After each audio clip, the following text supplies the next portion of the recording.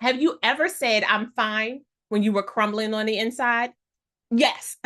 Have you ever kept the peace at the cost of losing your own? Yes. Are you tired of performing healing instead of living it? I said, honey, we don't perform for anything. This ain't your average healing chat. It's healing through conversations with me, Lovely Brown. Real talk, deep healing, zero fluff. Ba-da-da-da-da-da. Guys, welcome back to the Healing Through Conversations podcast. I'm your girl, Lovely Brown, your infidelity recovery and confidence rebuilding coach. I'm also your holistic mental health advocate, and I create safe spaces for us to talk about the things that sometimes make us feel a little icky. On today's conversation, we're going to be pulling off the mask. I was listening to this podcast and they were talking about polite suffering. And I said, what is polite suffering? And then they were talking about the dangers of polite suffering. And I said, oh, podcast topic unlocked is what I said. So have you ever like walked around with a tight smile, right? We were wearing that smile while we were slowly dying on the inside. Have those habits of perfectionism.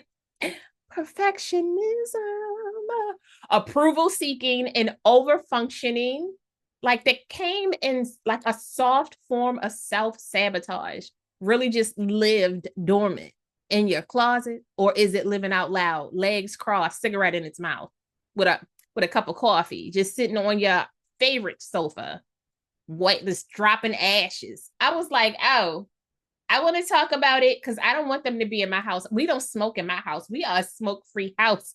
And I said, all right, let's get it together.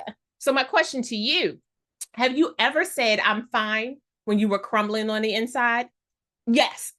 Have you ever kept the peace at the cost of losing your own? Yes. Are you tired of performing healing instead of living it? I said, honey, we don't perform at all unless you're paying us. And then we might smile and shimmy a shoulder at you. So let's work on breaking the cycle today. Okay, so what is polite suffering? So the definition of polite suffering is enduring emotional pain in silence to protect others' comfort. Do you hear this? Are you following us? Because if you're listening and you're not following, you're going to miss the follow-up. So you need to go on and just click the button. Stay around. We're funny. We a little sad sometimes. We real, okay? I'm recording this podcast in a sports bra because it hit me like this. And I was like, we're gonna do it today. I know sometimes you'd be like, oh, everybody's always dressed up. And I usually am so dressed up. I really, really love being dressed up. But there are times where something hits you like this, and you know that that spoken word is a word that you were supposed to get out to the masses. So I'm here. Or have you ever really been smiling through betrayal, parenting while depleted, showing up to work with broken pieces in your bag? I said, honey, with thank you on your lips. I said, are you talking to me? Are we talking to me? Because I know you, because my closet only has dresses. I don't know. I felt attacked. And some of the examples that we had was being the strong Black woman stereotype. That trope right there, baby, I've been working on breaking that trope. Being the oldest sister stereotype, always taking care of people, nobody asking you how you're doing. Being the oldest daughter stereotype. Baby, are you tired yet? How your feet feeling? What you going through emotionally? Or being that God-given son, when you tired, you like, I'm not my mom's boyfriend, but why am I here performing boyfriend duties? Babes, we're here to talk about a lot of things. What about shrinking to stay lovable, right? So you don't talk loud. You no longer curse. Maybe you've learned how to dim your light. You've learned how to mute your thoughts. You no longer laugh at your own jokes. You only laugh at their jokes. You only eat where they want you to eat. You only meet the people that they want you to meet. Polite. Or you avoid conflict to keep the peace. You don't bring up how you feel because that your feelings aren't considered a top priority for them. Your feelings are considered soft and weak. You're dramatic. You're being too much. How dare you talk? You're being ungrateful. Why aren't you grateful about the life that I have given you? First off, A, I asked for it. B, this wasn't a part of the plan. And C, I'm gonna see my way up out of this. And this is what this podcast is about. So one of the things that I had to really look at as an advocate, a mental health advocate, is I am always looking at ways to talk about mental health in a way that feels more palatable, in a way that gives us an underlining bed of strength that allows us to communicate in ways that don't make us feel clinical or sterile. Because one of the things that I love about being a mental health advocate is that I'm walking this walk with you. All right. And most therapists, counselors, psychiatrists, doctors, we're all walking the walk with you guys. Now, for a doctor, a counselor, a psychiatrist, or a therapist, they can't just be all willy-nilly. They can't say what they want to say. But as an advocate, your ass is grass if you come up to me talking crazy. I'm sorry. I'm working on it. I'm fixing it. I'm fixing it. What is the therapeutic insight from an advocate side, right? It would be chronic polite behavior that disconnects us from our emotional truths. This leads to emotional burnout, disassociation, and feeling unseen. How many of us have felt emotional burnout? I'm raising my hand, but you can't see it. Disassociation from life. Like, I was there, but baby, I wasn't there. You saw my body. You saw that nice dress. Mentally, already in my car, already home, mask on my face, eyes closed, taking a sleeping pill because I don't know how to shut it down, and feeling unseen. Just knowing that all of the things that you're going through, the look on, I have RBF, constipated RBF, majority of the time when I'm uncomfortable. When people look at you and go, oh my God, you look so happy. I'm like, when did you see that? I made you uncomfortable and you're not ready to address what's going on with you. So you decided you was going to toss it back to me. Catch it. Isn't that what the ladies say? Catch it, because that's what we're doing today. We are catching it, baby. When I first decided to do this podcast, and I'm not lying to you, I'm recording this podcast right now because I was listening to this 3 hours ago and could not record it, about polite suffering. I said, I am going to do one tonight because there are times in my life where I feel called to talk about something, and it's not very often because I really believe in kind of sitting back and listening to the facts, trying to figure out what was going on. But there are times in my life where I know that word, that phrase, that thing was really just, it was meant for me. It was a word that hit me so consciously, so very present, that I absolutely was like, what in the okay. Woo, let's get down to the roots of things. So the roots, where these habits come from. Where do these habits come from? A lot of them come from childhood lessons. Have you been told to be nice when you really didn't feel like someone's being nice to you, right? Don't talk back. People who absolutely, they stifle your voice. They have cut off your throat chakra. You cannot express anything that goes against what they say. They absolutely have such a hard time when you disagree with what they've chosen for you. Don't air out our business. Some of us have heard, our business stays in the house, but the abuse doesn't. Okay. The negative talk doesn't. Ooh, the financial abuse doesn't.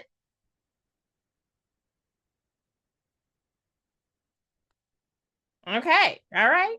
Or maybe it's religious guilt, right? That suffering in silence is a virtue, that somehow you are closer to God when you are muted. Somehow you are closer to God when you keep other people's secrets. Somehow you're closer to God when you are the bigger person and you don't talk about the things that are bothering you. You don't talk about the things that are happening to you. You don't bash other people's names. Well, telling the truth isn't bashing a person's name, it's telling the truth. And if you can't handle the truth, you shouldn't do the things that you've done to make me silence myself, right? I just, we're just talking about it. We're just talking about it. Or it could be cultural trauma. Maybe being told to, like being taught to survive and not thrive, learning how to blend in, not stand up for yourself, but also not to stand out either. A lot of us were born in spaces and places where the trauma was so heavy that you learn how to blend in. You learn how to, if everybody wore all black, you wore all black. If everybody wore all white, you wore all white. If everybody wore red, you wore red. Maybe it was a thing where if everybody was cursing, hollering, and acting crazy, you started cursing, hollering, and acting crazy. If everybody was smoking and drinking, you were smoking and drinking. Everybody went to church, you went to church, right? But what if that wasn't you? What if that wasn't you? What if you never ever really met yourself, right? And that can be just eye-opening, that polite suffering. You're sitting in a pew listening to people talk, but you don't feel it. You're standing at the recreational center, people are talking, you don't feel it. You're at school listening to people brag, talk, and bully people, but you don't feel that. But you're standing there and being complacent because you were taught as a child that a child stays in the child's place. You're not allowed to talk, right? Why are you talking back? Are you telling people my business? You want me to beat your ass? All right. Or maybe you're in church and you're being told, hey, I know that thing happened to you, but we're going to pray on it and it's going to be okay. Right. You don't need to go out and tell anybody about it. You know, maybe you just didn't understand what happened. Maybe what you saw wasn't really what you saw. Gaslighting. We don't do that over here. That's not how we live. And when we talk about that, I want us to just think about this quote. Politeness was our survival language, but now we're speaking healing. We're talking about thriving. And when you are trying to survive, you are trying to blend in. You're trying to become a blank slate. You're trying to make sure that you can get to the door that you can open and thrive through. Some of us, we do it loud. Some of us, we do it quiet. But if we're now speaking healing, we're getting those feelings out. We're getting those emotions out. We're talking about what's going on with us. We're releasing that grief, right? And I talk about grief all the time on my podcast because I truly believe that grief is a game changer. Grief can be one of the most therapeutic things you've ever done for yourself. But again, where's your therapist? Where's your counselor? Where's your psychiatrist? Where's your mentor? Where's your coach? I'm just, I coach you through some grief, but it's going to be hard. And I don't do that unless we know we have a therapist and a counselor, because that grief can be deep. You think you're only dealing with a breakup. And then we start going through grief counseling. And now you're talking about your dad. You're talking about your grandma. You're talking about your auntie. You're talking about that molestation, right? That grief, that requires professional personnel. All right. I'm here as an advocate. I am walking with you as the bestie. I'm walking with you as a coach. I'm pulling you up out of the trenches, but I'm handing you off to professionals who want to talk to you and get you through the things that you really need to talk about and work with you through those healing. You come back to me so we can talk about it and have this really open, honest, layman's conversation about it, because one of the things that I love about being a coach is that I get to talk to you in a way that it communicates with you. It's your love language. It's your spoken language. And that has nothing to do with grammar. It has nothing to do with how professional you are. That's how you receive it. The way you receive acceptance, the way you receive assertive conversations, the way you receive an offensive way of healing versus a defensive way of healing. Because when we are in grieving, when we are in survival mode, we are in defense. We're trying to make sure that nobody touches us again. But when you get to that healing stage, you will hit defense, but you will wind up in offense.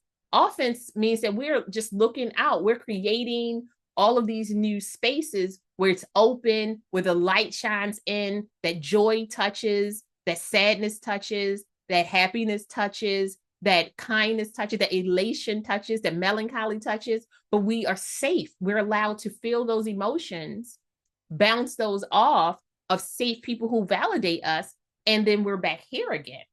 We're back here to the healing side, because what are we doing? Healing through conversations, baby. Ba-da-ba-ba-ba-da-da. Okay, so one of the exercises that I want you to do, and throughout our podcast, I always try to come up with exercises, journal prompts, call to actions, because I truly believe that sometimes we need to think of our healing in a different way. And sometimes we need somebody to tell us, okay, so maybe try this. And if it doesn't work, you say, okay, it didn't work. I'll try the next prompt, which is wonderful. So for this prompt, I want us to think about this. What were you taught about expressing emotion? I want you to write down 3 messages and where they came from. You have to start addressing the problem. You have to start writing down names. You have to start paying attention to who is fueling your pain, because that's very different. Sometimes we have this habit of protecting the predator because we don't know what to do with them.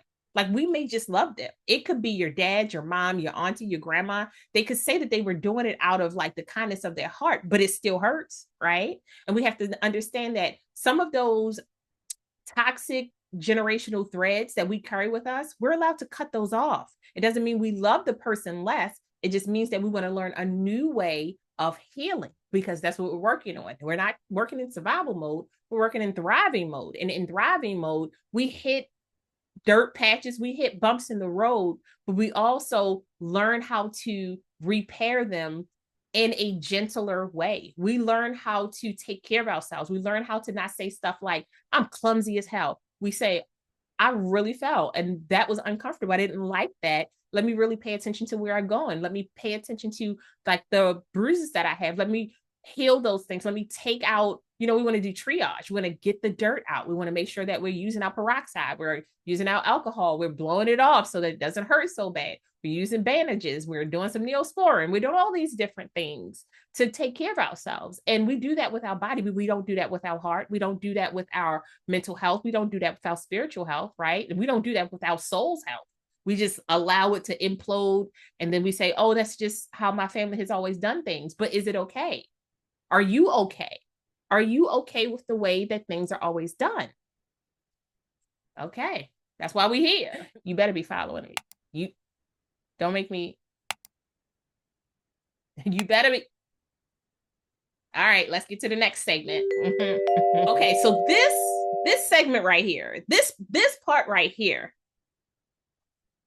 Listen, baby, I had to take 4 breaths and say, what kind of inner work have I done today? Am I going to be able to talk about this? Will I be crying on screen? The answer was, I don't know. Yes, you kind of did. Maybe you will. I don't know. So let's talk about when politeness becomes self-sabotage. And what does that mean? Like, how does it look in real life? Avoiding tough conversations. I would, okay, I could bust a Yui, I could bust a left or a right turn, even run over you to avoid a tough conversation, because it felt like I was losing something again. And I had already experienced so much loss in my childhood that, like, you start to avoid having these conversations because you don't know who else is going to be leaving faster or who's going to be gone sooner, what's really going to happen. But what does that equal? You losing yourself. Because if you avoid tough conversations, that means you're swallowing your pride, right? It means you're constantly telling yourself that you don't matter. Your thoughts don't matter. Your voice doesn't matter. What does that do? You start dimming your light a little bit. You used to be 100-watt bulb, baby. You down to 40, and you're not here for energy saving. You're literally just taking the wattage out of the greatness that is you. You are a divine creature. All right. God don't make no junk. All right. We get lost sometimes. All right. We fall down, but what do? We get it. Let me stop. It's saying yes when you really mean no. There are times when we are in fight, flight, freeze, or fawn, and we say yes because we are trying to get out safe. We are afraid of losing the person. We are afraid of not being liked. We are afraid of change. Um, we're trying to be safe. You know, a lot of us are fighting that abuse, that those toxic relationships that we've been in. But what happens when you do that? It's chronic resentment. Then you start to resent every little thing, every person, even when good people walk into your life. You like, so what you gonna ask me for that I'm gonna have to do that I can't stand? Baby, I scrumped in my own head. Okay. Learning how to say no is a full sentence. Learning how to say no, nada, no, thank you. I don't think so. That's not my cup of tea. I don't even like black tea. I was here for jasmine. That's what I'm saying. Ain't interested. Or maybe it's over committing to be loved. I had this conversation about only, I used to think that in order for me to be loved fully, I had to perform a service. I had to always help a person. I had to always provide physical services, mental services, emotional services, financial services. But what happens when you do that all the time? You burn out. You become overwhelmed.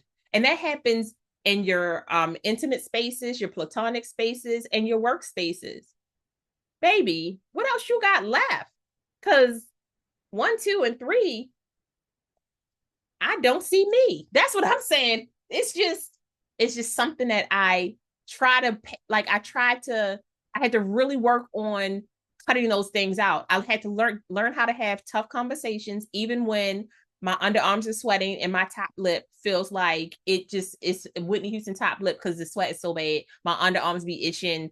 I be feeling all kinds of my goosies. I feel like I'm gonna throw up. I still have those conversations. I've learned to say no like a 2-year-old pro. When I tell you no, I really mean it. I can tell you no with fairy wings on. I can tell you no holding the Bible. I can tell you no with my cheeseburger. I can tell you no so many different ways because no, thank you. And it's not usually about the other person. My spirit tells me where to be. And if it's somewhere that I'm not supposed to be, I will say no and be okay with that. And I'm okay with losing people if my no and my boundary doesn't set well with them. I'm very okay with that. And over committing to be loved, I no longer perform services in order to be loved. What I do is I try to figure out what we need to do as a couple, be it intimate or platonic, what we need to do to be able to feel safe in the space that we're in together and how we can help each other maneuver through life, this conversation, the day, a task, so that each person feels fulfilled, or at least each person walks away feeling like they received something from the conversation or the task or the moment. Because being burnt out, it literally takes it, that 40-watt bulb that you have left is now popped. It's done. And it's not coming back on. There's no resuscitation for that light. You're going to have to go buy a new one. And you know how hard it is to get a new heart? Yeah, baby. It just don't. I have an ice box where my heart used to be. I was so cold. So cold. So cold. I had to finish it. I had to finish it. And then I want to pull this in and connect it to my infidelity recovery, right? What does it look like when you're going through betrayal or infidelity? What does that polite silence looks like, that polite suffering looks like? It's staying quiet when your heart is screaming. It's over accommodating the betrayer. Like, I'm going to do more. I'm going to be more. I'm going to love more. I'm going to have more sex, more food, more gifts, more clothes, more laughs, more conversation, more text, more reels, more. I'm just 24/7. I'm going to be on more cheerleading. when that's not what caused the issue, right? Remember, I told you, I'm here to help the person heal, not the relationship heal. But I'm always going to tell you this: whatever the person was going to do, they were going to do with or without you, whether your name is Keisha, Lisa, Sonia, Janika, Jennifer. If they were going to, they were going to. If they weren't going to, they were not going to. And that's just the way it is. Or even telling yourself, it wasn't as bad as I thought it was. So now we have amnesia. We knocked out head. We went through all that heartbreak and it wasn't as bad as we thought it was. Usually we learn that from other people where they say to you, oh, you can just forgive them. It wasn't as bad. I mean, it could have been worse.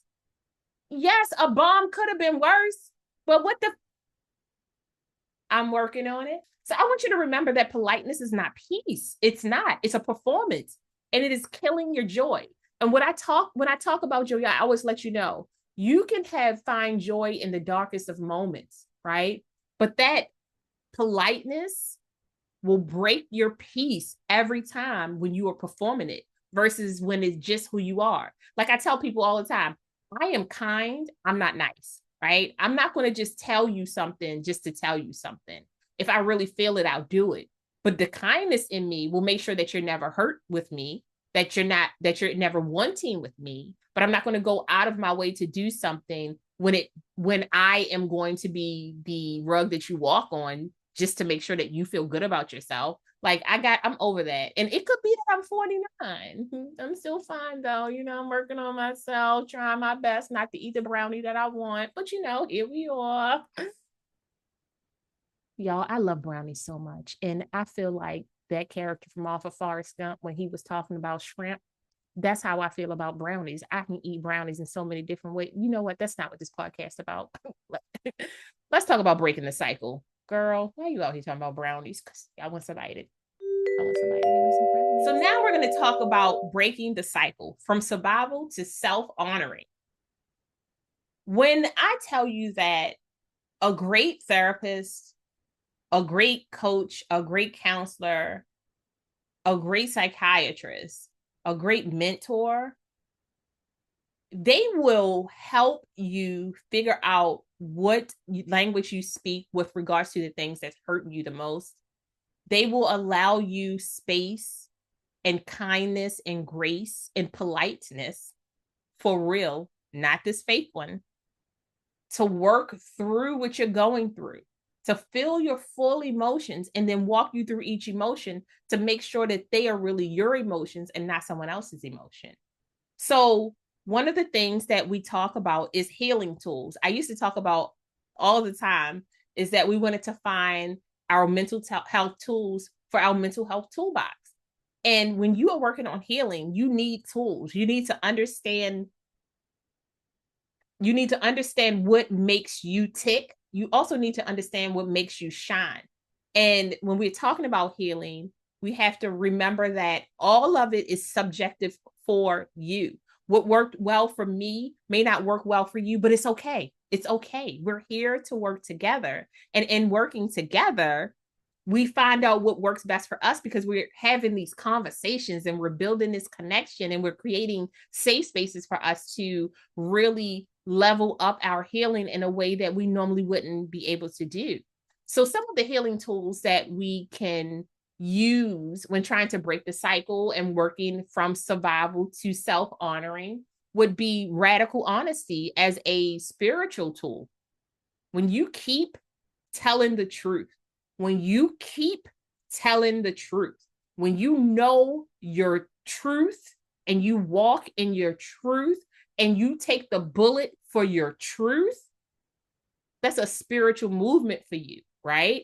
It's you standing in your faith, you believing in what you are going through, you understanding that in telling your truth, you may have to take the dagger, you may have to lose the people, but you're going to still stand 10 toes down in it. It's voice reclaiming, like these voice reclamation, every time I say it, voice reclamation practices. It's when you are journaling, when you're speaking the truth out loud. I tell people all the time, maybe you're not a writer. You could be a vlogger. You could be a blogger. You could be a person who does notes. You may be a writer. You may draw. You may paint. You may make music. You may sew. You may knit. Those are all ways for you to creatively get that hurt out, to talk about the things that are bothering you. Emotional boundaries, saying no without apologizing. Why I'm apologizing to you? Because I said no to some things that I don't want to do. I don't want to do that. I'm so sorry. It's going to hurt your feelings. How many times have we said that? Now you're going to fail. You're going to fail. I fail all the time. And then I'd be like, no, seriously, no, no. But y'all have fun, okay? They like it. They like it. They don't. Well, what am I supposed to do about that? Body wisdom. This was something that I was not always familiar with, but I love it because I love the science behind reading people's body language. And this is the same thing. Noticing where you hold your smile, where you feel your joy, your sadness in your body. Is it in your face, shoulders, jaws, hips, feet? Are you clenching your jaws super tight, or are you relaxed, right? Are you always frowned up top, or are you relaxed? Do you feel like you have like anxiety and panic going through your arms and your legs? Your hips feel so locked up. You may be bound up, constipated for real. You may be spiritually constipated and physically constipated, especially when you're going through things like this, because you probably aren't taking care of yourself if you're being polite for other people's attention and for other people's entertainment. You've probably neglected yourself. And baby, you gotta let them bowels go. Let's get over to a mini affirmation break because y'all was not prepared for me. Y'all wasn't ready for me. Are y'all following me? First affirmation: my peace is not up for negotiation. My peace is not up for negotiation.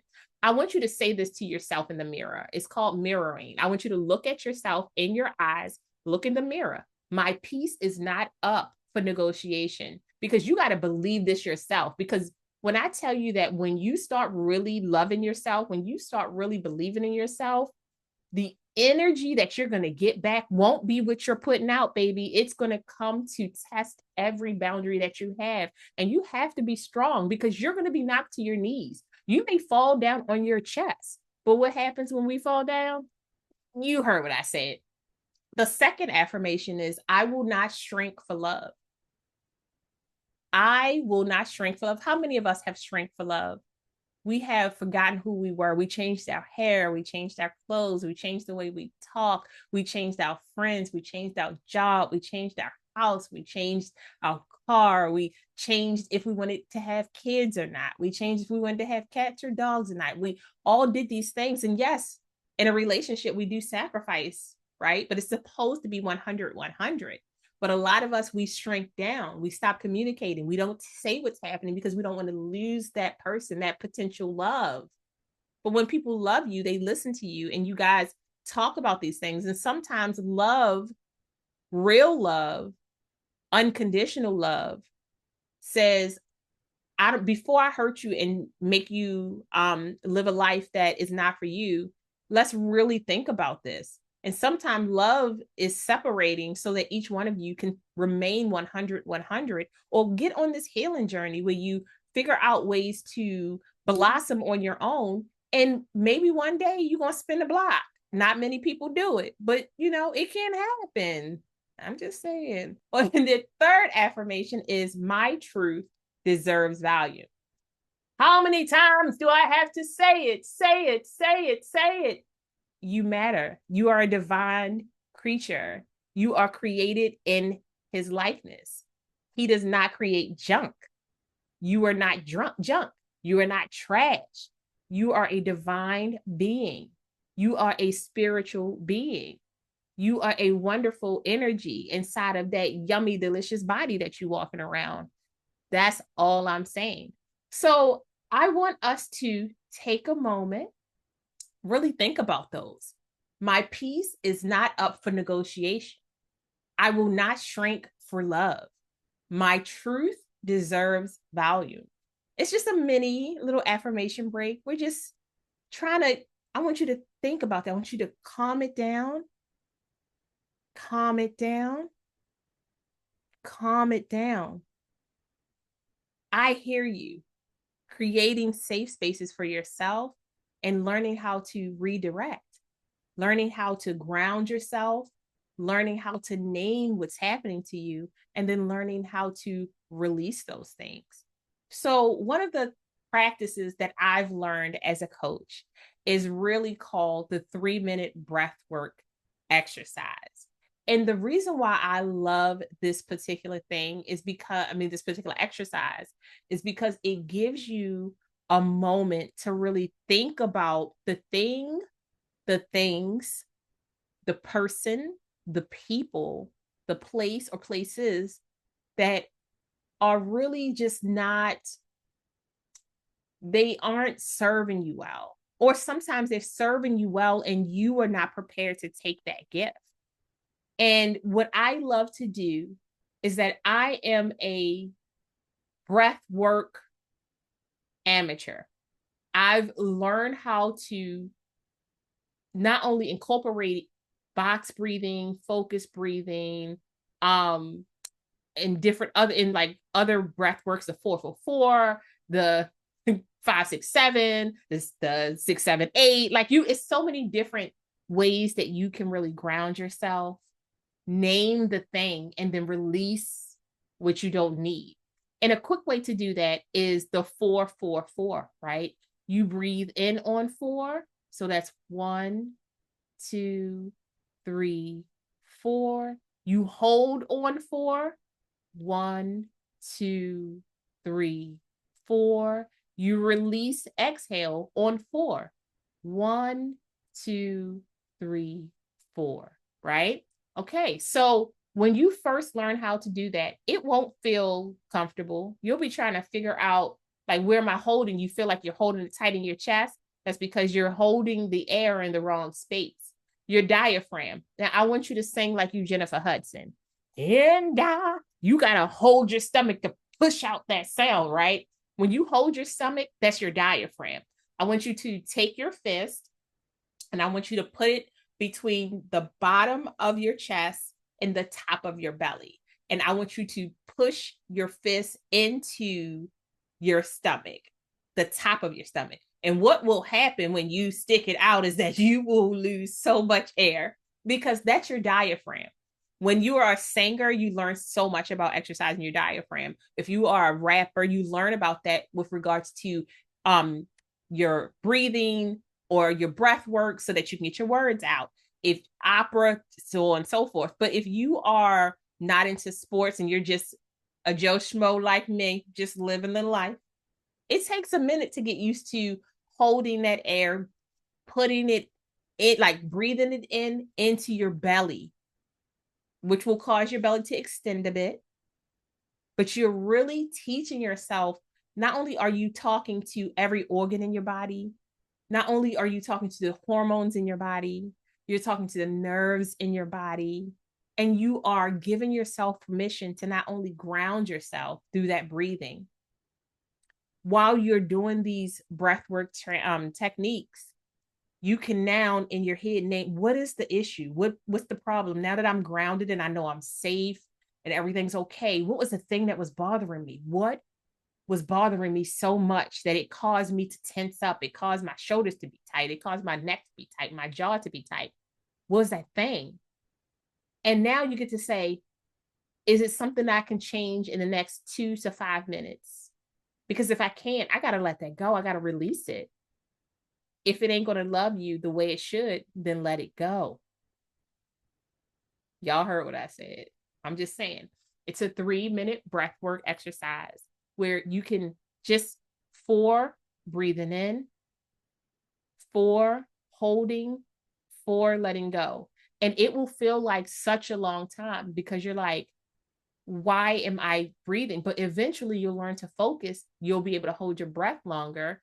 You may even get up to, I can hold my breath up to about 45 seconds or really just breathing in deeply as I can, which usually takes me into 12 seconds, holding it for about 45 seconds, and then releasing it in a count of 8 or 9. But that's like, it's just you learning how to soothe your soul, soothe your body, soothe your nerves, soothe your spirit, work on your mental health. It is just such a beautiful, beautiful thing. And I want that for you. I want you to win. So, as an advocate, some of the things that I really love to talk about, and I'm always calling for advocacy work in, especially with regards to women and girls, is how can we teach our daughters to express rage, not just gratitude?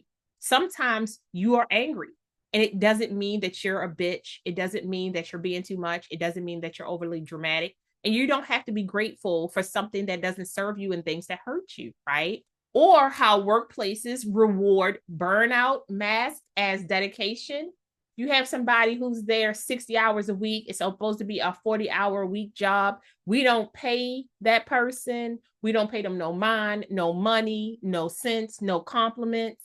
And when they burn out, we're like, they were such a dedicated person. When they snap, they used to be so dedicated. No, they took your weight. And now, when they no longer can do that, somehow you're exposed with the weakness that you have. And it becomes their fault because you need to push it off on someone else. I'm just saying. And how religion sometimes gaslights our grief, right? They always tell you to pray on it, but the therapist is there for you. They tell you to take it to the Lord, but he helped the counselor get the knowledge. I'm not saying that prayer doesn't go hand in hand with all these things, but we get gaslit a lot in religion when we're told to be quiet, to be humble, to pray on it in quiet, to take it to the priest and when you're doing your confessions, and that's as far as it's supposed to go. Babes, maybe therapy is your thing. So polite suffering is how systems survive. Systemic systems, misogyny, racism, classism. It's just how it survives. But breaking that silence is how we thrive, right? It's how we thrive. It's how we get to a place where, and I'm not saying that breaking your silence isn't going to be hard. Baby, when you open your mouth and say some things that the masses are not prepared for, the master will be mad. They will be mad. And they will try to punish you for everything you've ever said out your mouth. But you got to still fight. You got to fight for the glory of being able to walk in your light, walk in your divineness, walk in the creation of you. You are here for a reason. You are here to be set free from the subconscious and conscious way you are absolutely oppressed, the depression that is holding our tongues, the muting that is like literally choking our throats. That's not how we survive. Like, you don't have to bleed quietly. You don't have to break yourself in order to hold other people together. You're allowed to be loud, clear, and emotionally honest, right? And remember, people who don't want you to be honest are usually benefiting from your silence. I'm just saying. That's a hot one right there. Hot bars is what I'm calling it. So another set of affirmations that we can do fully. This isn't a mini one. This is like, I want you to really repeat these 3 times to yourself when you're like in that moment of silent politeness and you are fighting for your voice, where you feel a bit afraid, where your voice is shaky, but you know you need to say something. I want you to repeat after me. I am not a burden for having boundaries. I do not owe my silence to systems that harm me. I reclaim my voice, my energy, and my joy. And I want you to share this episode. I want you to hold space for someone else who is always stuck in this perpetual polite suffering. I want you to think about, because I'm going to create a little journal for us, Polite No More. healing journal, and I'm going to upload it to www.lovelyesteem.com. You can follow me at Lovely Esteem for more healing gems. I'm everywhere as Lovely Esteem because I love creating resources. I love providing resources. And this episode, tell me what made you stop and really think to yourself, am I really politely suffering? Or does this resonate with me? Do I use no too much? I don't think so, is all I'm saying. So until next time, I'm Lovely Brown. And remember, healing starts when we stop performing and we start being. Protect your peace, raise your voice. I'll talk to you guys soon. Bye. Lovely. Thank you so much for joining us. We hope you found some healing, connection, and joy. Until next time, bye, loves.